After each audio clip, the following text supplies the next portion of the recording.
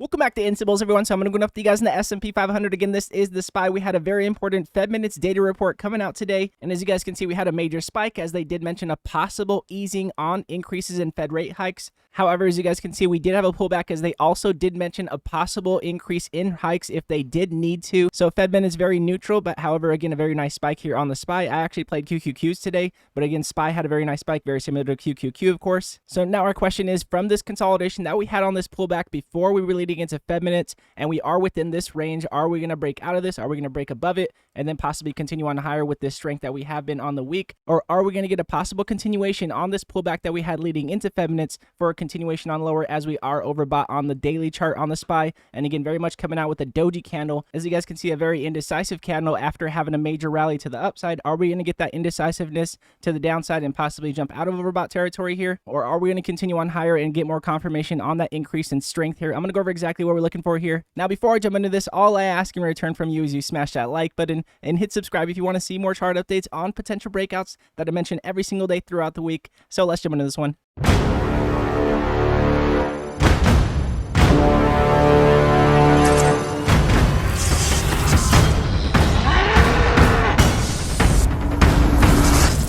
So jumping into the daily chart with you guys here on the SPY. Now, before I jump into this real quick, if you guys are day traders or you are looking for very volatile breakouts, for example, if you guys did see BBIG this week, we mentioned very volatile breakouts similar to BBIG. We had a 200% breakout this morning from pre-market news with BWV, a major breakout that we had in the Instables room. So go to instables.com in the description below if you do want to see these very volatile breakouts that we mentioned throughout the day. Now, our question is, are we going to continue on higher with this indecisive candle? What would be the play here? So what I would be looking for to get more confirmation on strength to the upside, since again, we are in overbought territory, is again to get that increase in strength, break above into newer highs here on our relative strength. That would be that confirmation on continuing on higher without having to play a bounce while jumping possibly out of overbought territory, which could give us room to the downside. So I definitely would be careful playing to the upside. However, if we are playing to the downside, I definitely would be looking to see if we can jump out of our overbought territory to see if we can continue on lower. Again, if we are playing to the downside, we do want this indecisive candle to very much be a possible momentum candle to the downside. And again, our price target would be the upper end of our wicks here,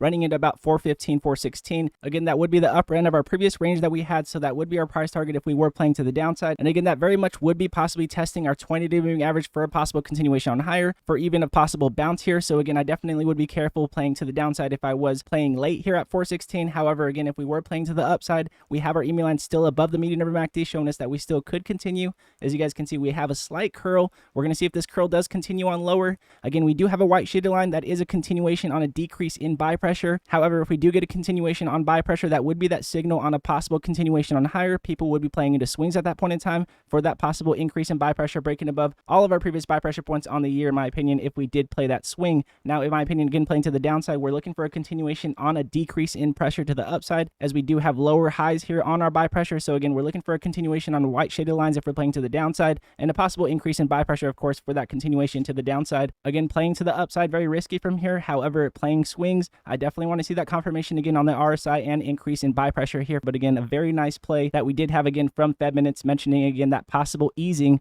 with the Feds in the Instables room. And again, over 30%, ran over 40%. However, I did take profits at 32%. Now, the other reason why we have to keep this on watch to see if we do continue to squeeze to the upside, again, we did get our bullish divergence. We did get our reversal momentum, again, getting lower highs on our price action as we had, again, higher lows here as we were oversold. So again, getting that nice reversal, looking for that possible continuation on this squeeze to the upside, as we do have, again, that doji candle coming out, testing the upper end of our second deviation on our Bollinger Band, again, representing compression and decompression. We are getting that possible rejection. We're going to see if we continue on with that increase in buy pressure, possibly get that increase with our body of our candle jumping into the upper end of our second deviation to show us that squeeze and continuation with that squeeze to the upside. That is our confirmation to the upside. And again, jumping over 434 is that level that we're looking for. If you guys do not remember, this is our VPVR. Again, our VPVR is our volume profile, showing us the most amount of volume that was traded within this time frame here on the daily chart. As you guys can see, we do have the lower end of our volume here at 431. That's why we got that rejection. And then we're looking to see if we can, again, digest Fed minutes and possibly continue on past 434 to the upside. Again, this is the largest point that we have here on our volume profile, showing us that this is the most important spot